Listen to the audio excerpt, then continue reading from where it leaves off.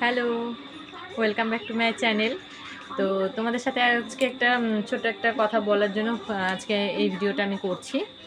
তো অলরেডি কিন্তু আমার অর্পিতা অদ্রিতা চ্যানেলে গঙ্গারামপুরের যতগুলো পুজো প্যান্ডেল ছিল সেই সবগুলো ভিডিও কিন্তু আপলোড হয়ে গেছে।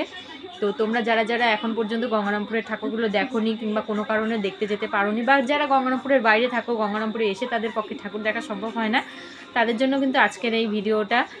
আর প্রত্যেকটা ভিডিও আমি কিন্তু দিয়ে রেখেছি আমার চ্যানেলে। পুজোর প্রত্যেকটা প্যান্ডেল কিন্তু আলাদা আলাদা ভিজিট করে আলাদা আলাদাভাবে প্রত্যেকটার কিন্তু ক্লিপ অনুযায়ী প্রত্যেকটা ক্লাবের নাম বা যেটা যেখানকার পুজো সেই নাম অনুযায়ী কিন্তু আমি আলাদা আলাদা করে সবগুলো ভিডিও কিন্তু তোমাদের কাছে দিয়ে রেখেছি।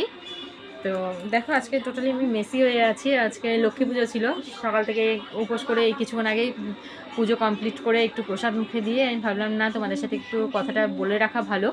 তোমরা যারা যারা এখন পর্যন্ত ঠাকুর দেখোনি গঙ্গারামপুরে, তারা কিন্তু আমার চ্যানেলে গিয়ে খুব হামেশায় সহজেই তোমরা কিন্তু ঠাকুরগুলো দেখে নিতে পারবে।